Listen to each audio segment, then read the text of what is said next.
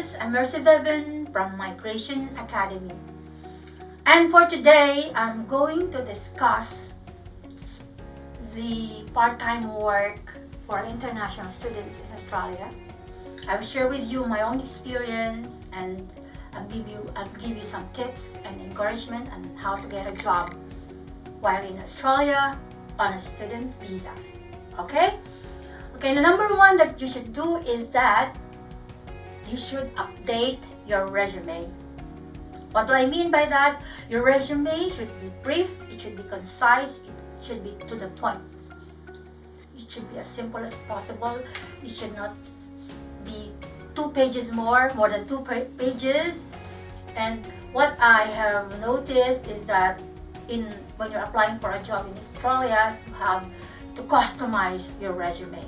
What do I mean by that? Okay, when you apply for a job, for example, as a cleaner, and your resume lists your job skills, your qualifications you have there, you have worked as an admin assistant, you have worked as a paralegal in a law firm. You don't have to put all those in that resume where you apply as a cleaner, but all you have to do is to put all those information about your cleaning experiences, and that's it. That's what I mean when you have to customize your resume. Alright? So number 2, you have to reflect and think about and ask yourself, what are your skills and abilities?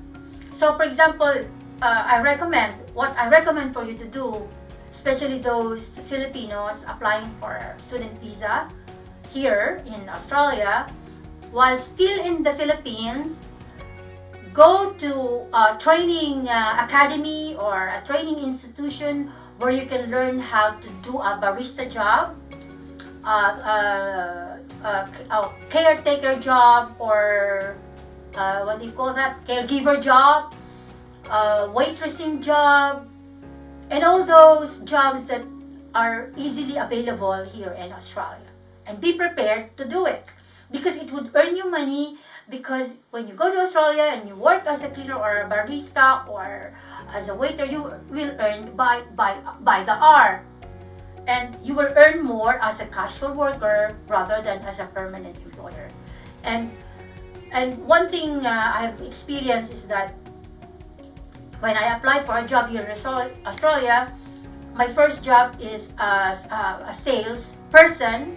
I used to do selling of these fire extinguishers. You know, I used to go to this site where there are manufacturing plants, and I talk to the owner or the manager and offer this fire extinguisher and all that. And I was new, I was just a student. I'm an Asian. I came from the Philippines and I didn't know anything, and so it was hard for me at that time.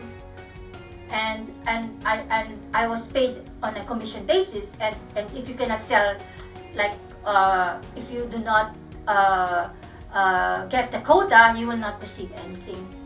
So at that time, I was still a student. I was determined to have a job. So what I did, I applied for a housekeeping job in the Intercontinental Hotel in Sydney, which pays me $25 per hour. So those money I used to pay for my tuition fee. So what I mean to say is just be ready for anything, for any job, and have those skills while still in the Philippines, and be ready. All right. So number 3 is while still in your home country or in your native country, or for example you're a Filipino and going on a student visa in Australia, make a short list of the types of jobs that you will apply for. So for example, if you have an experience as a barista, if you have an experience as a photographer, like my videographer Neo in Migration Academy, he is a photographer in Sri Lanka, and now she's doing photography, and he's doing a part-time job as a photographer here in Sydney, and he was able to support his studies through photography gigs. So that's it. And number 4, you have to keep an open mind. What do I mean by that? Okay, for example, if you are a dentist in the Philippines and you decided to move to Australia on a student visa, and for any course that you decide, you cannot apply immediately in Australia as a dentist. You have to pass through certain requirements and certain assessment, and some have to finish certain courses related to your field in order to practice here in Australia.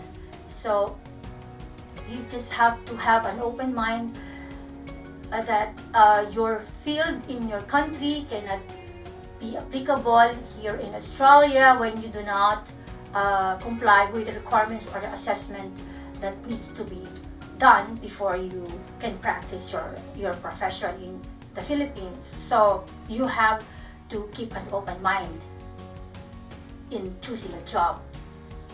So number 5, it would be advisable for you to have your own business card.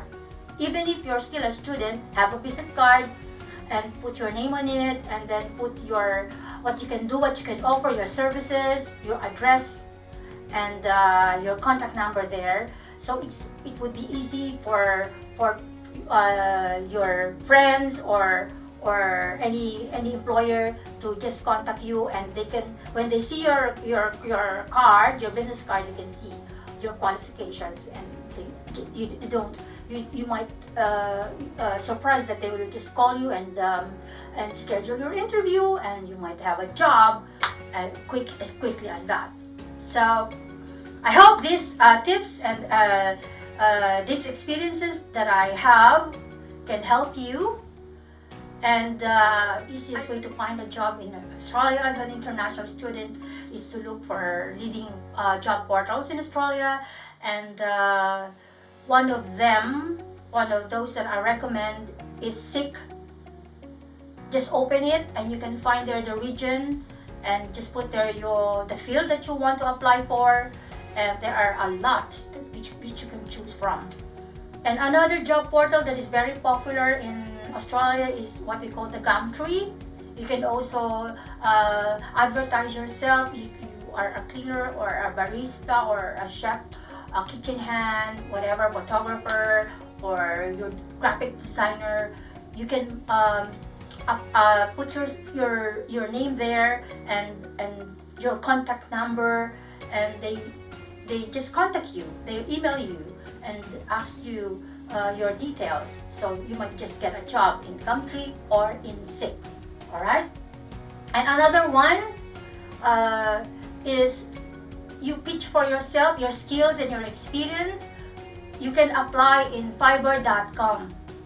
In fact, some of my graphic designers, I just hired them through this site called Fiverr.com, and I find it very, very useful for me because I just send them the requirements, and in 2 to 3 days the jobs are finished, and you just send the payment through a credit card or your debit card. And you can choose a lot of workers from there. If you're looking for a graphic designer, you're looking for a photographer, or you're looking for somebody who can Photoshop your photos, or any needs for for example, you're an author of a book and you need somebody to design the page or the front of your book. You can choose the book or graphic designer who will design the book for you, or whatever it is called. All right. So those are the things that I would recommend you to do if you are an international student in Australia. Thank you.